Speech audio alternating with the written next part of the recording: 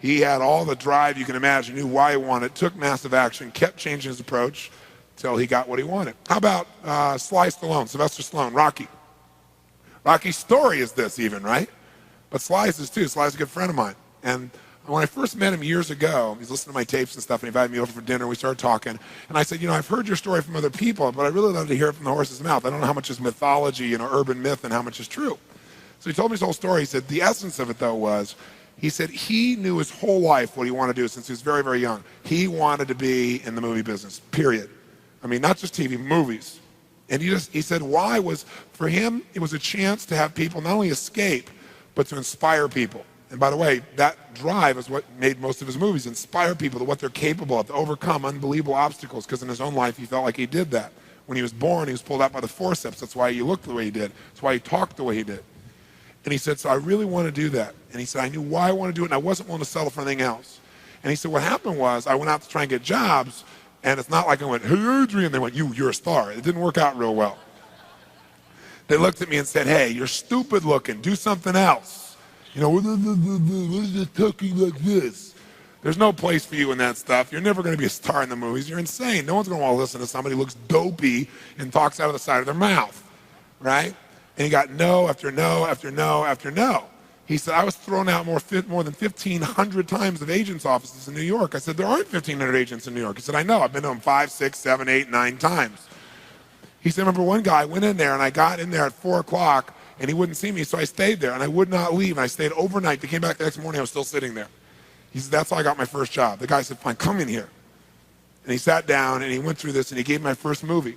I said, oh, really? I thought Rocky was your first movie. He said, no, this other movie, I'd never heard of it. I said, well, what character did you play? He said, well, I was in it for about 20 seconds. I was a thug that somebody beat up. He said, because they made me feel like, people hate your guts. You getting beat up, it'll be a good thing. And he did like 3 movies like that. Never got anything. Kept going out. Rejection, rejection, rejection. So finally he realized it wasn't working. So he changed his approach. He said, I was starving, by the way. He said, I couldn't pay for even to have heat in my apartment. My wife was screaming at me every day to go get a job. I said, well, why didn't you? He said, because I knew that if I got a job, he said, I'd get seduced back and I'd lose my hunger. He said, I knew that the only way I could do this is if it was the only choice, if I burned all other bridges. Because if I did a normal job, pretty soon I'd be caught up in that rhythm and that stuff, and I'd feel okay about my life, and I feel like my dream would just gradually disappear. And he said, I wanted to keep that hunger. That hunger was the only thing I thought was my advantage. He said, but my wife didn't understand that at all. And he said, we'd have these vicious fights, and he said it was freezing. So I was broke, we had no money, and he said, so I finally went to the public library one day because it was warm. So I didn't want to read anything. So I went in, New York Public Library. He said, I was hanging out there, and I sat down in this chair, and somebody left a book there. And he said, I looked down at this book, and there were the poems of Edgar Allan, stories of Edgar Allan Poe. And he said, so I started reading it, and he said, I got totally into Edgar Allan Poe. And he said, I know everything about it. He goes on for another 20 minutes telling me about Edgar Allan Poe. He knows everything, how he died, what it was about, what really happened. And I said, well, what did Poe do for you? He said, Poe got me out of myself. He got me to think about how I could touch other people and not worry about myself so much. And he said, it made me decide to become a writer. I said, just imagine Rocky the writer, right? And he said, so I tried to write a bunch of screenplays, nothing worked. I was totally broke. He said, I didn't even have $50. And he said, and finally, he said, I sold a script. And it was called Paradise Alley. He said, it's a movie I made many years later, but I sold it. And he said, I sold it for $100. He said, but $100 was a ton of money, man. I was so thrilled. I thought, I'm on my way. But it never led to anything. And he said, so finally, he said, I kept going and going and going. He said, finally, we were so broke. He said, I hawked my wife's jewelry. He said, Tony, there's some things in life you should never do. He said, that was basically the end of our relationship. She hated my guts so much. He said, now we were so broke, we had nothing, no food, no money. And he said, the one thing I loved most in the world was my dog. He said, I love my dog because he gave me unconditional love, unlike my wife. And he said, so what happened was, though, we were so broke that to survive, I couldn't even feed my dog. So I went to a liquor store. He said, it was the lowest day of my life. And I stood outside the liquor store trying to sell my dog to strangers. He said, I tried to sell my dog for $50. And he said, finally this one guy negotiated with me and bought my dog for me, my best friend on earth, for $25. He said, I walked away from there and I cried. He said, it was the worst thing that ever happened in my life. He said, 2 weeks later, I'm watching a fight between Muhammad Ali and Wepner, this white guy that's getting bludgeoned but just keeps on coming. And he said, I got an idea. He said, as soon as the fight ended, I started writing. He said, I wrote for 20 straight hours. I did not sleep. I wrote the entire movie in 20 hours straight. Right then. Saw the fight, wrote the movie. Whole thing, done.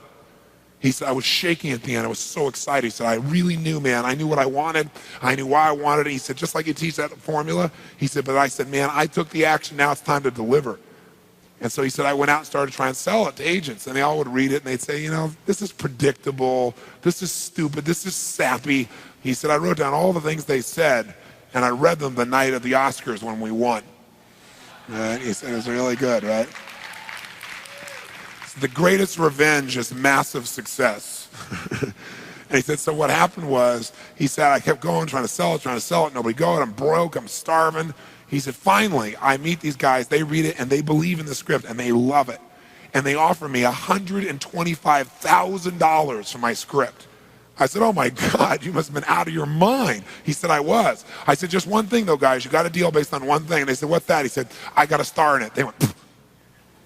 What are you talking about? You're a writer. I said, no, I'm an actor. I said, no, you're a writer. I said, no, I'm an actor. That is my story, and I'm Rocky. He said, I got to play it. I got to be the head person. I got to be the starring role. And they said, there's no way. We're not going to pay you $125,000, take some no name and stick you in that and throw our money away.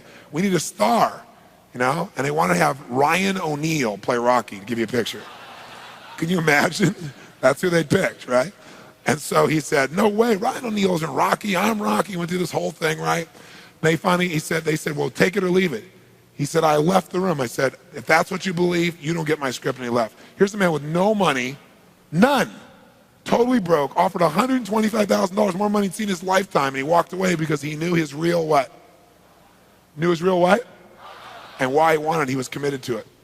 So he said they called him a few weeks later, and they came and brought him back, and they offered him $250,000 not to star in his own movie. He turned it down, $250,000. They came back, their final offer was $325,000. They wanted this thing. He said, not without me, and they said no. They finally compromised, and they gave him $35,000 and points in the movie, because they said, if this is going to happen, then you're going to take the risk with us. And the bottom line is, we don't think it'll work, but at least we won't spend a bunch of money on you. And then they only spent $1 million to make Rocky, and it grossed $200 million at the time. It was done pretty well. But what's interesting about this is, I said, what'd you do? Even $35,000, it's not $250,000. That's a lot of money when you don't have $25. I said, what's the first thing you did? I figured you went out and partied or something. He said, I went to that liquor store for 3 straight days and hoped that the man who had my dog frequented the store. He said, because I want to buy back my dog. I thought that was so cool, right? That was really cool. I said, what happened? He said, third day I was there, this guy walks by, and I see him, and I can't believe it, and there's my dog. And I looked at him, and I said, sir, remember me? And he said, it had been about a month and a half by the time this had all come about. And he said, remember me? I'm the guy that sold you the dog. And I goes, yeah, I love the dog. He said, well, look. He said, I was so broke, I was starving. He's my best friend. I'm sure you love him too, but I got to have him black. Please, I beg of you. He said, I'll pay you $100 for the dog. I know you paid me $25, but I'll give you $100. And the man said, absolutely not, no way. He's my dog now. You can't buy him back, right? And Sly said, Tony, how you say know your outcome? I said, yeah. He said, I knew it. And he said, I kept changing my approach. So I went, $500 for the dog. The guy said, absolutely no way. He said, $1,000 for my dog. The guy said, no amount of money on earth is ever going to get this dog from you. I said, what'd you do? He said, I knew my outcome, right? Because he listened to these tapes, kept to him. He said, I decided to take massive action. He said, I got my dog. I just kept changing my approach, so I got it. I said, what'd it cost you? $15,000 and a part in Rocky. The guy's in Rocky.